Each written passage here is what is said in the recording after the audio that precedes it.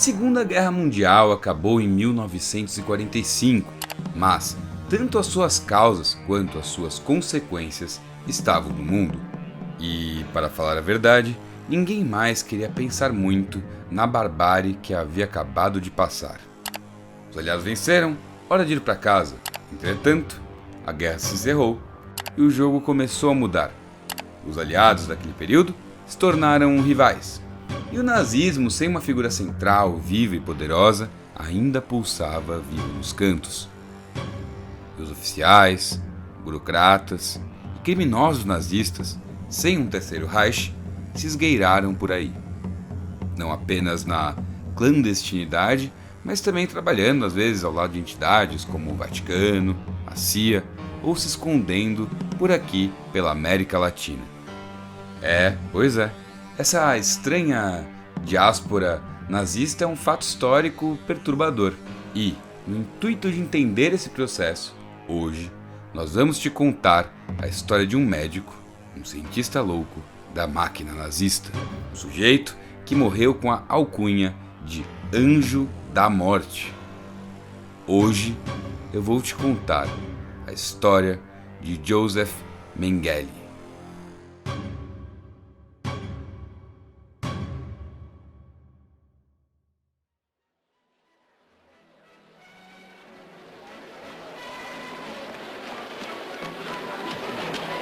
Herr Doctor, muita gentileza sua, envio.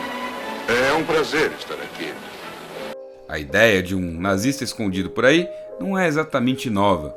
Quem nunca ouviu falar sobre alguma história bizarra de nazistas escondidos, fazendo clones do Hitler ou algo do tipo? Mesmo sendo um conceito muito estranho, bem comum. E talvez haja um fundo de verdade nessas histórias. Afinal, muitos dos envolvidos no Holocausto, na máquina de guerra e na ciência maluca nazista seguiram vivos e muito bem. Inclusive, às vezes se fazendo úteis em conflitos da Guerra Fria. A verdade é que aconteceu um monte de coisa obscura e extraoficial. Mas muito bem, agora é hora de voltar um pouco no tempo e focar nossa história. Vamos para o dia 26 de março de 1911. Nesse dia, em Gunsberg, próximo a Joseph Mengele nasce em uma família abastada. Seu pai, Karl Mengele, era fabricante de máquinas agrícolas e sua empresa, Mengele & Son, Mengele Filhos, era muito bem sucedida. Na década de 30, esse dinheiro começaria a ser gasto com política. Karl era um apoiador entusiasmado de Adolf Hitler. Pouco tempo depois, em maio de 1933, ele ingressa oficialmente no Partido Nazista. Já o jovem Joseph, em 1935, obtinha seu título de PhD em Antropologia Física pela Universidade de Munique. Muito bem, agora vale fazermos uma pequena reflexão sobre o que era Antropologia Física e como isso se relaciona com o Terceiro Reich. A Antropologia Física hoje é designada Bioantropologia. Estuda aspectos comportamentais e biológicos dos seres humanos, parentes primatas e ancestrais extintos. Entretanto, na época e no local em que vivia Mengele, era um pouco diferente. Lá, esse campo de estudo estava profundamente marcado por um imaginário pseudocientífico que tentava confirmar opiniões racistas e eugenistas. A questão aqui, ao longo de sua história, a antropologia física elaborou, descartou, reelaborou e codificou centenas de medidas para o corpo, visando a análise morfológica da humanidade. Mas isso não levou apenas a pressupostos deterministas e às hierarquias raciais características de autores racistas. Mas mesmo assim se produziu muito, mas muito material envenenado desde bem antes de o nazismo nascer. Claro, o regime nazista era afeito e estimulava a produção desse tipo de material, além de propagar violentamente essas ideias, como nunca antes. Nesse caso, a perseguição aos judeus e outras minorias já estava anunciada desde a fundação do Partido Nazista em 1919 e usava dessas ideias, mas existia por diversos outros motivos. Vale lembrar que com a primeira crise econômica causada pela derrota alemã na Primeira Guerra Mundial ideias nacionalistas e autoritárias tinham pipocado por toda parte, colocando em xeque o regime democrático da República de Weimar. No final das contas, quem conseguiu aproveitar melhor o desespero e a insatisfação dos alemães foi o partido de Hitler, que conquistou o poder propagando que os alemães eram uma raça superior destinada a dominar o mundo e que o país só estava naquele poço sem fundo porque tinha sido vítima de uma terrível conspiração judaico-comunista. O que isso quer dizer? Bom, que quando os nazistas chegaram ao poder em 1933, ninguém ficou surpreso com o aumento da perseguição às minorias, já que era isso mesmo que Hitler havia propagado há mais de 20 anos. Daí, não fica difícil entender o destino que Mengele resolveu dar para a sua formação. Em janeiro de 1937, entrou no Instituto de Biologia Hereditária e Higiene Racial de Frankfurt e tornou-se assistente do Dr. Ottmar von Verschuer, um cientista nazista com interesse em gêmeos. Nesse mesmo ano, se filiou também ao Partido Nazista. Inclusive, vale lembrar que não são as ideias, mas as causas materiais que permitem esse tipo de figura se formar. O regime nazista coube como uma luva para Mengele, e o Mengele coube como uma luva para o nazismo. Mas muito bem. Um ano depois, em 1938, ele pega seu diploma e entra na SS. Nessa altura, a barbárie já rolava solta dentro da Alemanha. Mas a guerra estava para começar e as coisas ficariam ainda mais extremas. A invasão da Polônia e o início da guerra marcam também um avanço no projeto mais ambicioso da política de extermínio nazista: a eliminação de todos os 9 milhões de judeus que habitavam a Europa.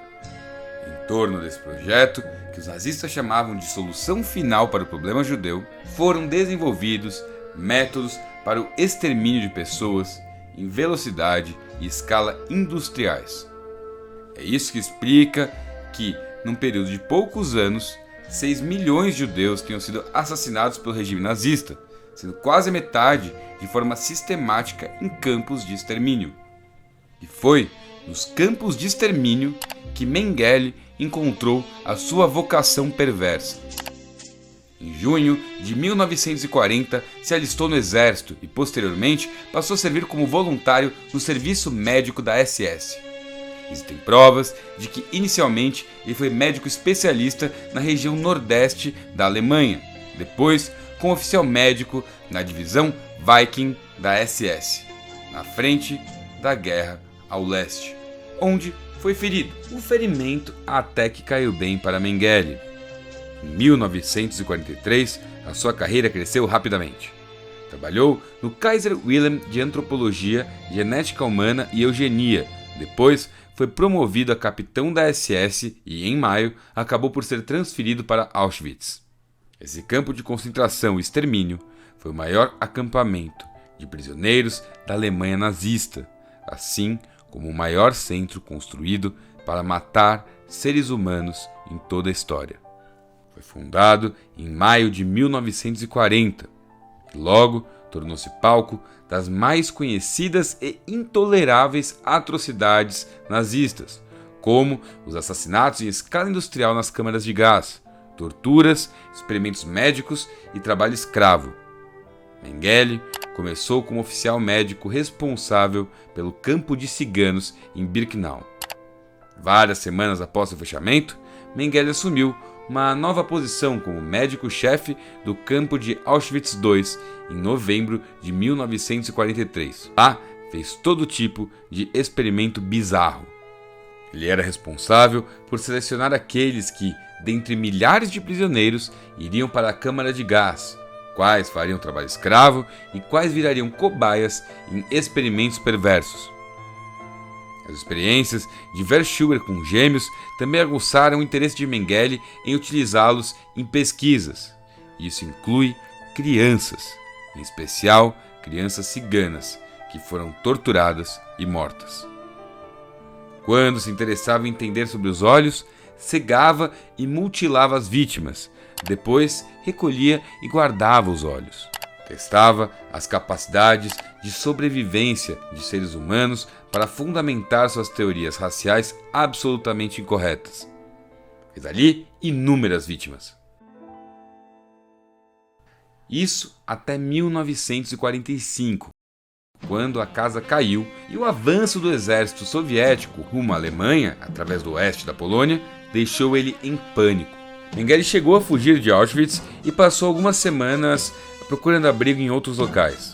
Mas, no final das contas e ao final da guerra, foi capturado e sua custódia parou na mão dos norte-americanos.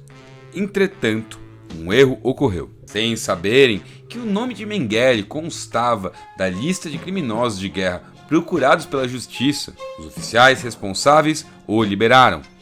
E bom, agora vamos tentar entender onde esse sujeito, que nunca deixou nenhum registro que indicasse ter se arrependido ou deixado de acreditar que estava correto em todas as barbaridades que cometeu, foi parar. E olha que essa é uma história bem bizarra. Praia de Bertioga, São Paulo, 7 de fevereiro de 1979. Não vá se afastar demais. É encontrado morto na praia Wolfgang Gerhard, um austríaco de 54 anos. Ao menos, essa foi a história. Até 1985, quando finalmente descobriram que se tratava de um pseudônimo de Joseph Mengele, um de muitos que ele usou em diversos países. O Brasil, aliás, foi a sua última parada e última opção. Logo que escapou, em 1945, foi auxiliado pela família e simpatizantes. Fugiu para o oeste e mudou de nome, chegando até mesmo a conviver com a sua esposa. Só que uma hora ficou insustentável. Em 1949, foge para a América do Sul. A família, vale lembrar, tinha posses e apoiou financeiramente sua fuga e sobrevivência. Os negócios da Mengele Filhos foram ainda melhores no período pós-guerra. Karl Mengele, inclusive, foi eleito vereador e vice-prefeito. Em 1952, ele recebeu até mesmo o título de cidadão honorário de Günzburg, inaugurando até mesmo uma rua com seu nome. Mas enfim, em 1949, ele estava em Buenos Aires e viveu lá até os anos 60 como representante comercial do pai. O ditador argentino Perón deu abrigo para muitos nazistas em fuga. Entretanto, na década de 60, o Mossad começou a pressionar o governo argentino, agora sem Perón. Mengele viu que ia azedar, então foi parar no Paraguai, outro país notório por seu abrigo de nazistas. Só que ele estava muito rastreável e percebeu que teria que vir aqui para o Brasil, em outubro de 1960. Aqui foi recebido por Wolfgang Gerhard, ex-líder da Hitler Youth, que estava vivendo no Brasil desde 1948. A primeira parada foi um sítio em Itapecerica da Serra, 30 km de São Paulo. Depois, ainda apreensivo com a Mossad, foi para uma fazenda em Nova Serra. Mesmo com investidas ao longo da década de 60, acabou que em 1967, quando a Mossad já sabia que ele estava por aqui, a Guerra dos 6 Dias havia estourado e as prioridades tiveram que mudar.